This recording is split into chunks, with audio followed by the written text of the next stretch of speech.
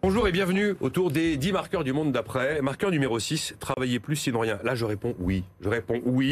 On n'a pas un problème de demande, on a un problème d'offre. Vous m'arrêtez, Jean-Marc Daniel et Emmanuel Le Chip, si vous n'êtes pas d'accord.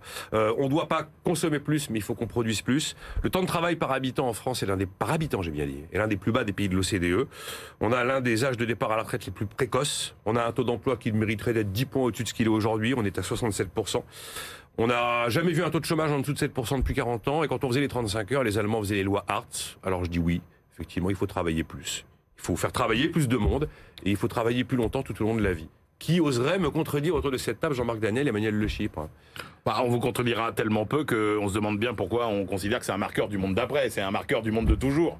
Franchement, c'est quelque chose... Mais on s'en sort pas, Emmanuel, de ce sujet. Oui, chaque fois qu'on parle de temps de travail, les gens imaginent 35 heures. Oui, mais ce que je veux dire, c'est qu'on découvre pas ça avec la crise. Et là encore, c'est un phénomène plutôt français. Bah oui, je veux dire, il y a un moment où si vous ne créez pas d'activité supplémentaire, que vous ne créez pas de richesse supplémentaire, oui, effectivement, vous ne résolvez aucun de vos problèmes.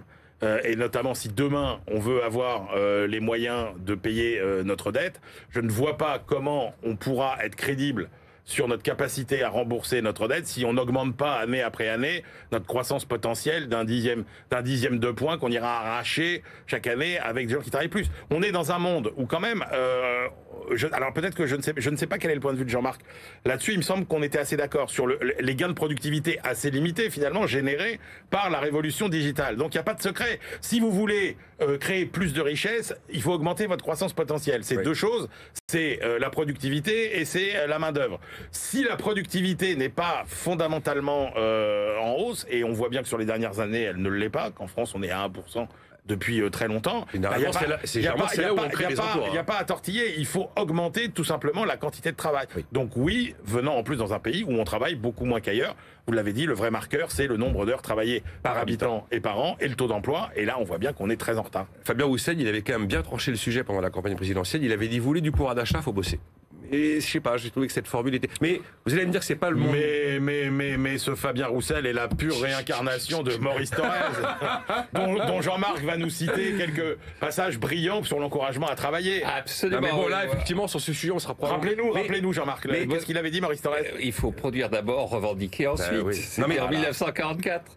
Je suis d'accord que c'est pas propre au monde d'après, mais on profite de ces débats de l'été pour rappeler quelque chose qui a besoin d'être rappelé et éternellement réexpliqué. Jean-Marc? Oui, le grand enjeu, effectivement, c'est la croissance potentielle. Et la croissance potentielle, Emmanuel l'a dit, c'est des gains de productivité et de la quantité de travail. De la qualité et de la quantité de travail. Si la qualité n'est pas au rendez-vous, la quantité, effectivement, doit se substituer. Sinon, on va vers un appauvrissement. Paul Krugman l'avait dit, parlant de la France, il avait dit la France, finalement, c'est le choix d'une certaine forme de loisir, une certaine forme de bien-être au travers... de la réduction du temps de travail, avec en conséquence une réduction de la richesse. C'est vrai, hein. Mais il disait c'est un choix de la société française. Le ministère du temps libre. Voilà. Mais sauf que c'est faux. Les Français, ils veulent à la fois du pouvoir d'achat et ils veulent à la fois du temps libre. On peut pas avoir toujours les deux. Plus, n'est-ce pas? Toujours on plus. Va citer François de Closet. Oui, de nouvelles fois, oui. On va revenir à François de Closet. Donc, alors, en revanche, dans le monde de demain, la vraie question, c'est pourquoi la productivité n'est pas au rendez-vous. On est dans évolution. J'ai du mal à argumenter le sujet. Voilà. On est revenu à des évolutions annuelles de productivité des années 1820. Et donc, il y a eu un... 1820 ? Oui. Absolument.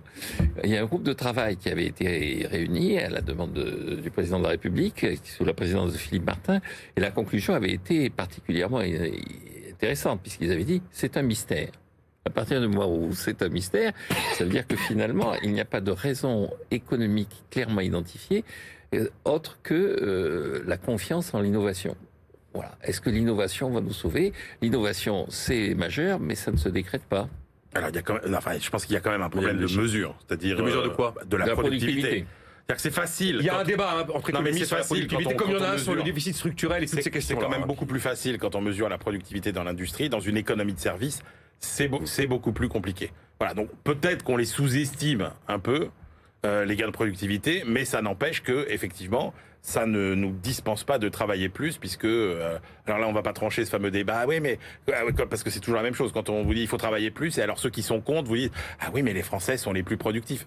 je vous ferai l'économie de ce débat. J'ai entendu 1000 fois, on a des bons rameurs, mais on n'a pas assez de rameurs. Enfin voilà, c'est ça le sujet. C'est à peu près ça. Il faut plus de monde. On va être très concret, Jean-Marc Daniel. Travailler plus aujourd'hui, 2022-2023, quand on en parle au niveau politique, ça veut dire qu'on réforme les retraites. Alors, c'est ça l'outil quand même. Hein. Oui, il y a que 3 moyens de travailler plus. On réforme les retraites pour mobiliser la population entre 62, 65 ou 67 ans. On supprime les jours de congé. Et donc, dans les années 70, ce qui sont être le marqueur de ces marqueurs, dans les années 70, le président Giscard d'Estaing avait supprimé le 8 mai comme jour de congé. Et puis ensuite, vous vous souvenez que Jean-Pierre Raffarin avait supprimé le lundi de Pentecôte. Qui s'est réinvité. Les deux sont toujours là, sont rentrés. Donc, il faut une action un peu déterminée pour y parvenir. Et puis, il y a l'évolution qui est liée aux 35 heures. Et donc, on n'y touchera pas. On n'y touchera pas, mais on a quand même au stade où pas. l'actuel gouvernement, en tout cas la majorité sortante qui a été plus ou moins reconduite, avait essayé au travers d'une loi d'obliger les gens à travailler 35 heures. C'est-à-dire que non seulement pas de descendre de 39 à 35, mais de remonter dans certaines activités à 35 heures. Et donc si on ne touche pas aux 35 heures, mais si au moins on mettait à 35 heures un certain nombre de gens, ce serait un peu... Il faut rappeler que l'enjeu principal, c'est quand même pas forcément de faire travailler plus les gens qui ont déjà un travail, c'est de faire travailler beaucoup plus de monde. Oui. Je rappelle qu'on a quand même 7,3% de chômage. Hein. Donc, oui. Sachant que la grande erreur, c'est de croire que de réduire la durée du temps de travail de ceux qui ont un emploi permet d'embaucher les gens. Ah non, mais ça c'est bon, on va pas le coup du gâteau de la fin des années 90. C'est de le rappeler. C'est comme les cagnottes. C'est comme les cagnottes. 630 heures par an et par habitant en France. C'est la plus faible de l'OCDE. On est à 722 heures par an et par habitant en Allemagne. Prochain marqueur du monde d'après, les gagnants et les perdants de ce monde d'après. BFM Business, les chroniques de l'été.